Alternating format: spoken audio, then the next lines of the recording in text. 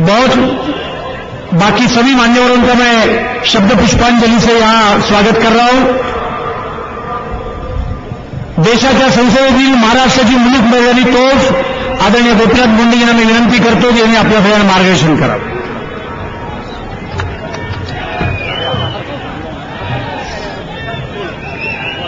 माननीय लालकृष्ण अडवाणी जी, श्री नितीन गडकरी जी, एनडीएचे संयोजक श्री शरद यादव जी, शिवसेनेचे कार्याध्यक्ष श्री उद्धवजी ठाकरे, डॉक्टर राजमालाजी,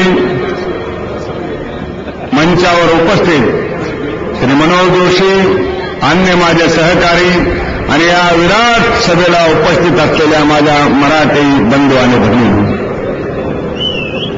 मी सर्वप्रथम एनडीएच्या सर्व नेत्यांचं मुंबईत मनापासून स्वागत करतो। आणीबाणीनंतर झालेल्या विराट सभेत मुंबईच्या जनतेने कौल दिला होता आणि काँग्रेसचं पानिपत केलं होतं।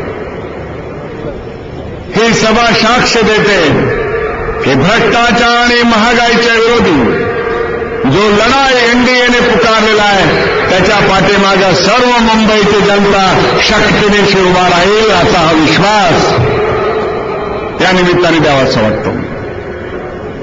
सरदार कैसा होना चाहिए, डॉक्टर राजमाला जैसा होना चाहिए।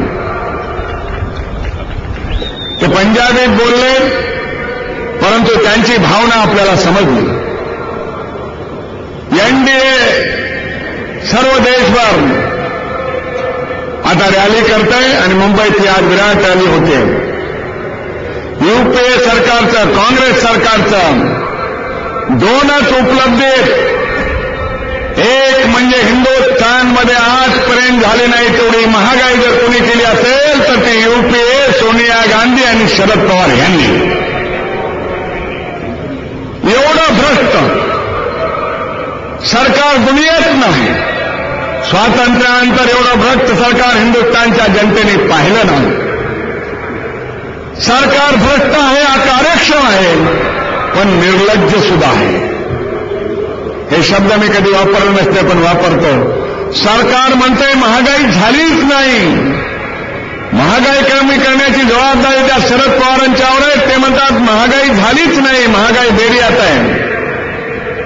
महागाईबद्दल आम्ही संसदेमध्ये आवाज उठवला। मी तुम्हाला विचारतो, महागाई झाली आहे की नाही? जनतेला काय वाटतं? कांदा महागला की नाही? गॅस महागला की नाही? पेट्रोल महागलं की नाही? काल डिझेल महागलं की नाही? टमाटो महागला की नाही? कांदा महागला की नाही? साखर महागली की नाही? काय महागायचं राहिलं? मी अनेक वस्तूचे नाव घेतो। अरे कांदा महागला तर एवढं वाईट वाटायचं काय कारण आहे? कांद्यामुळं भाजपला 4 सरकारं गमवावं लागली आहे, पण कांदा महागला तर तुमच्या डोळ्यात सुद्धा पाणी येत नाही। आणि त्यामुळे या सगळ्या महागाईला 18% महागाई वाढलेली आहे। आणि याला कोण जबाबदार आहे? काँग्रेस म्हणते राष्ट्रवादी जबाबदार आहे, राष्ट्रवादी म्हणते काँग्रेस जबाबदार आहे। तुम्ही दोघंही जबाबदार आहेत। पुढे करा ही बनवा बनवी, महागाईला तुम्ही जबाबदार आहे। आणि हा महागाईचा भस्मासूर आम्ही गाळल्याशिवाय राहणार नाही, हा संकल्प या निमित्ताने मला करावासा वाटतो। आज आम्ही जेपीसी मागितली, जॉईंट पार्लमेंटरी कमिटी मागितली। किती भ्रष्टाचार?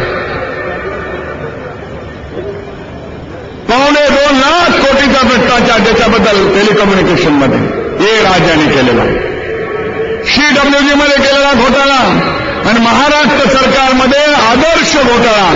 अरे भ्रष्टाचार तर केलाच, पण आदर्श नावाला तुम्ही काळीमा फासले, हा महाराष्ट्र कधीच तुम्हाला माफ करणार नाही। आणि म्हणून माझी मागणी की आदर्श सोसायटीच्या घोटाळ्यामध्ये जे जे कोणी दोषी आहेत त्यांची घरं रद्द करून चालणार नाही, ते इमारत पाडून चालणार नाही।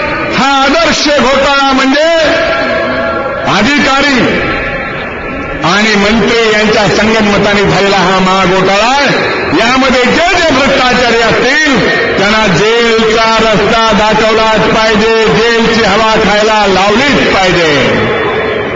आणि जर या सरकारने दाखवली नाही तर हे सरकार आम्ही उलथून टाकू आणि ज्याने ह्याच्यात भ्रष्टाचार केलाय त्यांना जेलची हवा दाखवल्याशिवाय होणार नाही. एवढं भ्रष्ट आणि महागाई आणणारं सरकार यापूर्वी कधीच हिंदुस्थानच्या जनतेने पाहिलं नाही. आणि म्हणून हे महागाई आणि भ्रष्टाचार हे दोन मुद्दे घेऊन साऱ्या हिंदुस्थानमध्ये आम्ही जनजागरण करतो आहोत. आणि येणाऱ्या हिंदुस्थानच्या पार्लमेंटमध्ये सुद्धा सरकारच्या विरुद्ध या मुद्द्यावर आम्ही संघर्ष करणार आहोत.